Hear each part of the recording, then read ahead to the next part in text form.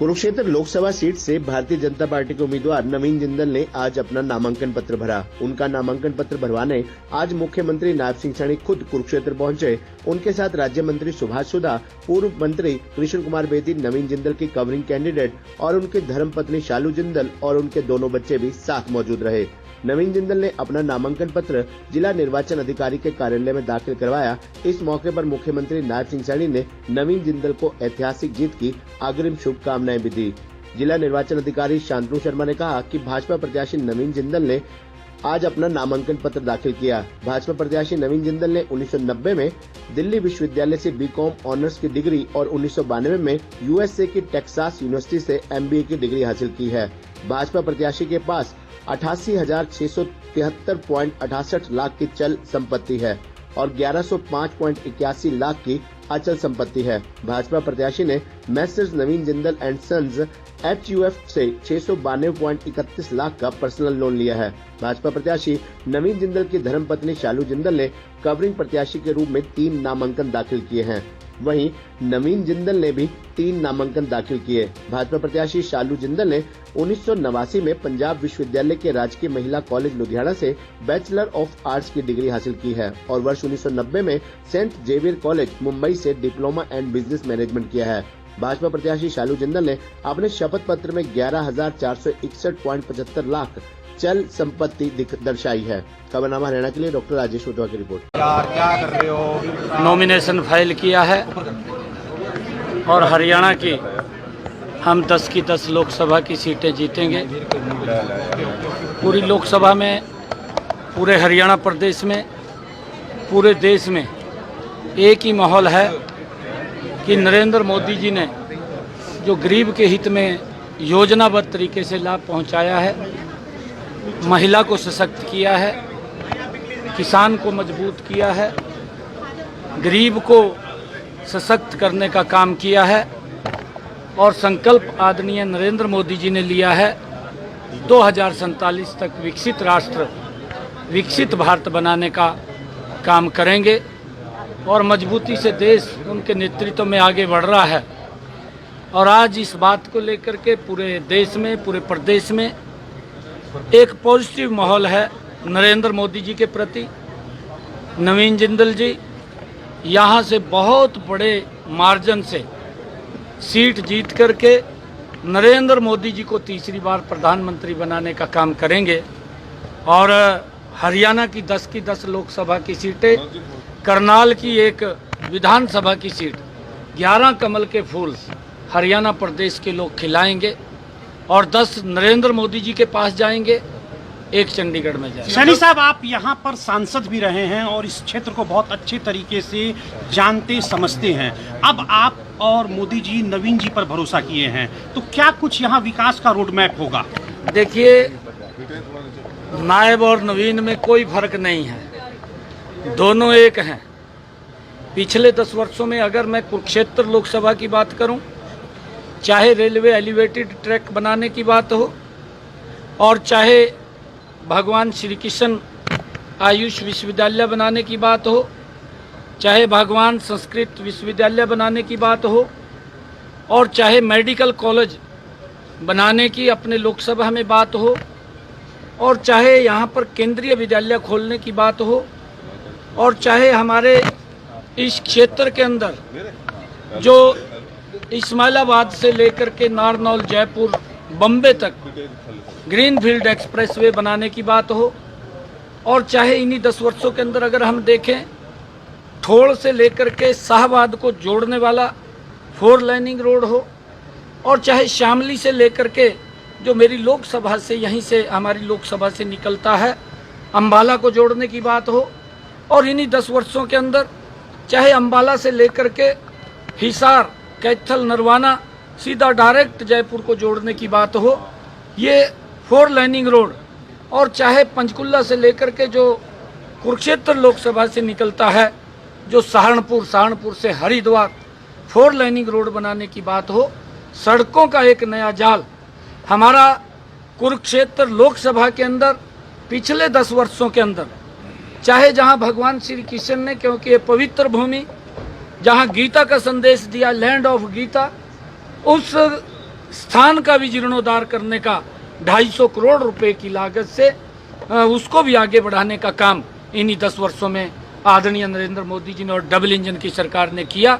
मुझे खुशी है कि हमारे लोकसभा क्षेत्र के अंदर, वैसे तो पूरे देश के अंदर फाटक मुक्त करने का काम बड़ी गति से नरेंद्र मोदी जी के नेतृत्व में चल रहा है, परंतु अगर हम अपने लोकसभा क्षेत्र की तरफ देखें तो यहाँ पर जितने अंडरपास और ओवरब्रिज बने हैं, लोगों के जीवन को सरल और सुगम करने का काम इन्हीं 10 वर्षों के अंदर हुआ है।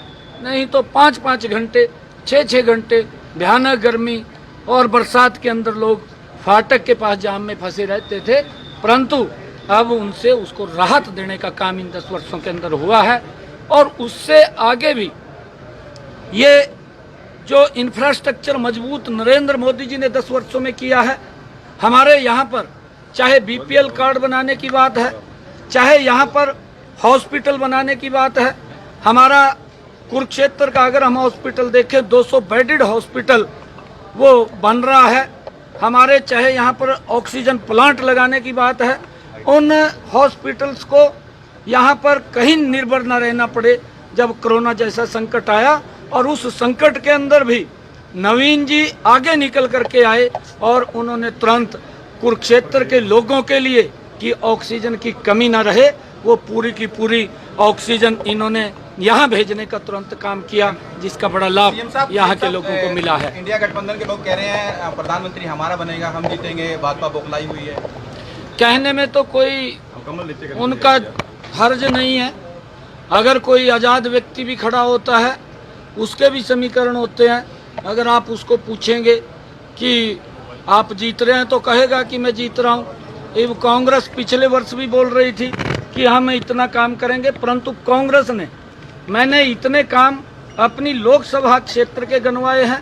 अगर हम प्रदेश और देश के ऊपर नज़र डालें तो इससे भी ज़्यादा काम पूरे देश के अंदर नरेंद्र मोदी जी ने इन 10 वर्षों में किए हैं। देश की समस्याओं का समाधान किया है, चाहे वो धारा 370 की बात हो, चाहे बोडो की असम के अंदर बात हो, भगवान श्री राम के भव्य और दिव्य मंदिर के निर्माण की बात हो।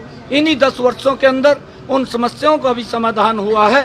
कांग्रेस ये बताए, हम बता रहे हैं, वो भी श्वेत पत्र जारी करके बताएं, झूठ के सिवाय अगर उन्होंने कुछ और बोला हो तो वो बताएं। उन्होंने घोषणा पत्र हर बार अपना जारी किया है, वो देश को ये भी बताएं कि हमारा घोषणा पत्र ये जारी हुआ था और इतने घोषणाएं हमने पूरी की हैं, वो भी एक चिंता का विषय है। ये रेवड़ियाँ तो बोल बांटते हैं पर अपने अपने को देते हैं। ये आम जनता से इनको कोई सरोकार नहीं है, देश से कोई सरोकार नहीं है। देश की चिंता और आम गरीब की चिंता, किसान की चिंता, महिला की चिंता, युवा की चिंता अगर किसी ने की है तो नरेंद्र मोदी ने। ग्रामीण इलाकों में जो लोग विरोध कर रहे हैं उनको कुछ संदेश देना चाहेंगे? जो ग्रामीण इलाकों में जो लोग विरोध कर रहे हैं उनको संदेश देना चाहेंगे? देखिए, हमने पहले भी इस बात का आग्रह उनसे किया था कि ये लोकतंत्र का पर्व है और इस लोकतंत्र को जैसे हमारे और पर्व आते हैं उसी ही दृष्टि के अंदर हमने इस लोकतंत्र के पर्व को मनाना चाहिए, क्योंकि हम सब एक स्वस्थ देश के अंदर सरकार बने, उसके लिए हर व्यक्ति की भूमिका इसके अंदर होनी चाहिए। मैं आज आप लोगों के माध्यम से सभी हरियाणा वासियों को और देशवासियों को भी अपील करना चाहूँगा कि अपना मत देश के हित के अंदर जरूर पोल करें। चाहे कितनी गर्मी हो, चाहे बरसात भी हो, आप 1 घंटा 2 घंटे अगर लाइन में भी खड़े हैं उसकी चिंता किए बगैर, क्योंकि आपकी भावना इस देश को, आपका मत मजबूती की तरफ ले जाने का काम करेगा। हम जरूर वोट पोल करें। मैं सभी पत्रकार भाइयों से भी आग्रह करूंगा कि इस अभियान को आप जरूर आगे चलाने का काम करें ताकि ज़्यादा लोग इस लोकतंत्र के अंदर हिस्सा लें। ये पर्व है, पर्व की तरह मनाएं। अपने परिवार के वोट की चिंता करते हुए, अपने मोहल्ले पड़ोस की वोट की चिंता करते हुए हमने एक वोट पोल देना चाहिए ताकि ये स्वस्थ लोकतंत्र, ये स्वस्थ भारत, ये मजबूत भारत बन सके। नवीन जी आज आपने नामांकन पत्र भरा है, नामांकन पत्र भरने के बाद मतदाताओं से क्या अपील करेंगे आप? नवीन जी